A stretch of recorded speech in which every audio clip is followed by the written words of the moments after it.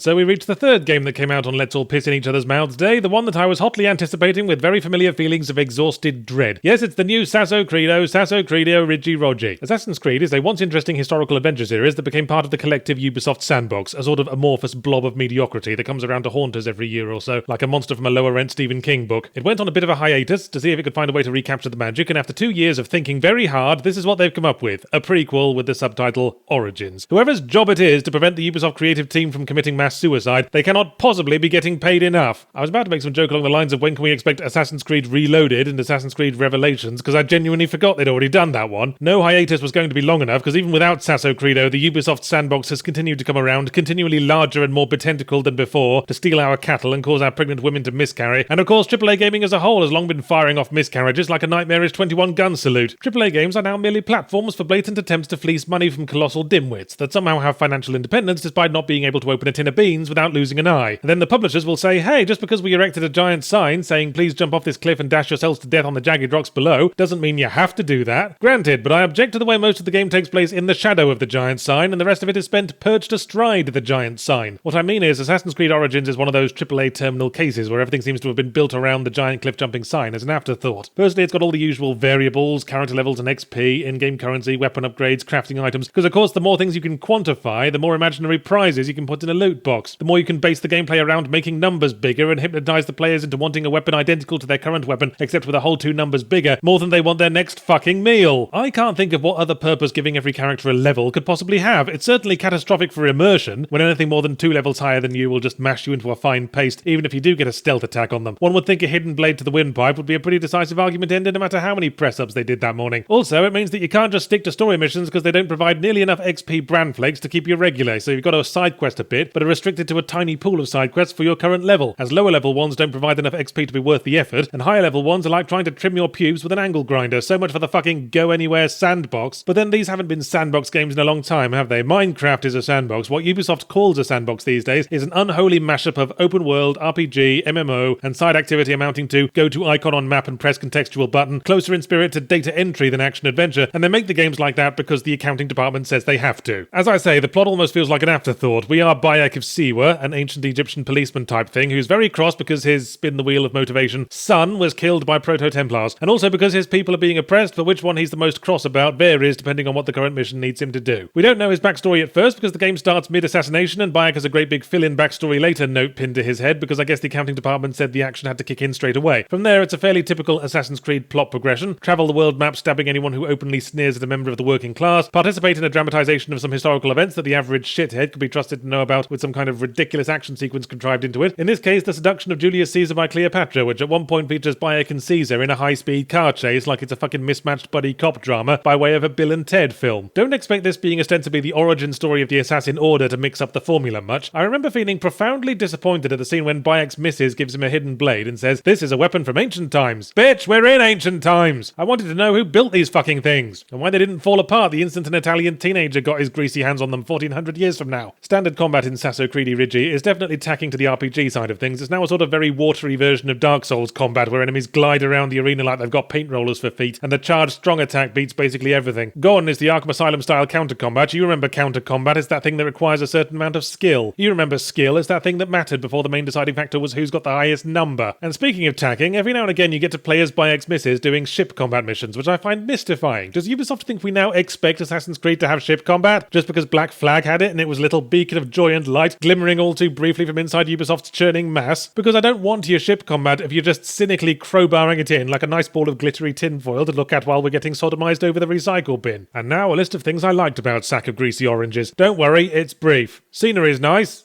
Removing the minimap and getting by on scouting with the Eagle works pretty well, although it does make it way too easy to mark targets. And even without the minimap, the quantifying of everything means the screen's still sprinkled in bullshit. Oh, how embarrassing! This list of things I like has somehow turned into more gripes. Look, I'm not mad at you, Assassin's Creed Origins, I'm just disappointed. And bored. Mostly bored. I might have had a better time if the game had let me speed through the story campaign instead of forcing me to grind up dull, repetitive side quests to reach the minimum level for the next main mission. I don't like the feeling that the game is fighting with me to stop me getting what I want out of it. Actually, maybe I am mad at you, Assassin's Creed Origins, Origins. I'm so sick of all this. I'm sick of playing AAA games that feel like they exist not because a creator had a vision and an idea that excited them, but because quarterly income projections needed to be met. It's like Blackbeard going into stock market fraud. Yeah, it's more lucrative, but there's no freedom or adventure, and they won't let you carve tits on the figurehead.